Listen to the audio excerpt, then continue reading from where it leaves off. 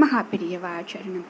எப்பொழுதுமே யார் உயர்ந்தவர் அப்படின்னு சொல்லிட்டு இந்த சண்டை வந்துக்கிட்டே இருக்குங்க.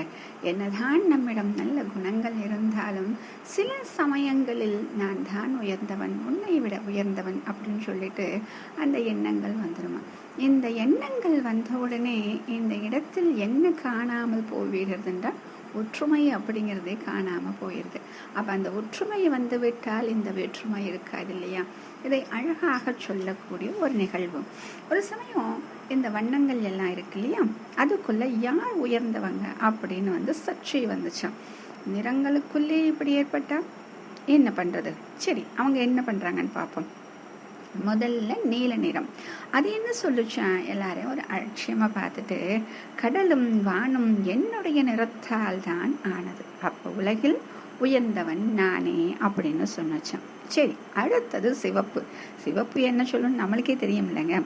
எல்லா உயிர்களின் உடம்பில் ஓடும் ரத்தம் என்னுடைய நிறமே. ஆபத்து காலத்தில் அபாய எச்சரிக்கை செய்ய என்னையே பயன்படுத்துகின்றன, அதனால் நான் தான் உயர்ந்தவன் அப்படின்னு சொல்லிச்சான். அதுக்கப்புறமா பச்சைங்க. அது அப்படி பரபரன்னு வருது. பச்சைன்னு சொன்னோன்னே நமக்கு என்னங்க ஞாபகம் வரும்? வயல்வெளிகள், செடிகள், கொடிகள், மரங்கள், இப்படி பச்சை பசையில் இருக்கக்கூடிய இயற்கை தானே. அப்போ அது என்ன சொல்லுச்சா?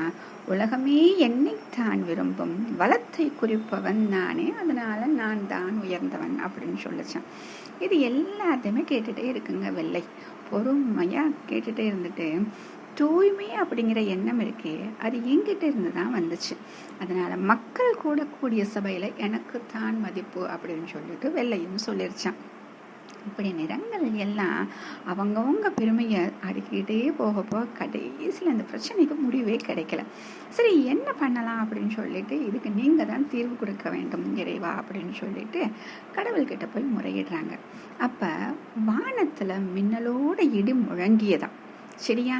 அப்ப அது பயந்து போன இந்த நிறங்கள் எல்லாம் ஒன்னோட ஒண்ணு சேர்ந்து அப்படி வானவில்லாக காட்சி அளித்தனதான். அப்ப சொன்னார் அவர் சிரிச்சுக்கிட்டே, பாத்தீங்களா, நீங்க தனித்தனியா நின்றுக்கிட்டு நான் உயர்ந்தவன் சொன்னீங்க, அப்ப கூட நீங்க அழகா தெரியல.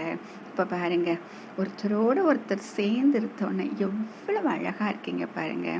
இந்த வானவில்லுக்கு ஈடாக எதை சொல்ல முடியும் சொல்லுங்க பார்ப்போம் அப்படின்னு சொல்லிட்டு, எப்பவும் ஒற்றுமையோட இருங்க அப்படின்னு சொன்னாங்களா. ஆக எப்பொழுதுமே நம்முடைய வாழ்க்கையில் பிறரோடு இணைந்து வாழ வேண்டும். அதுதான் நம்முடைய வாழ்க்கைக்கு சிறப்பு. அதுதான் மனித பிறவிக்கு கடவுள் கொடுத்த வரம். மகா பெரியவா சரணம்.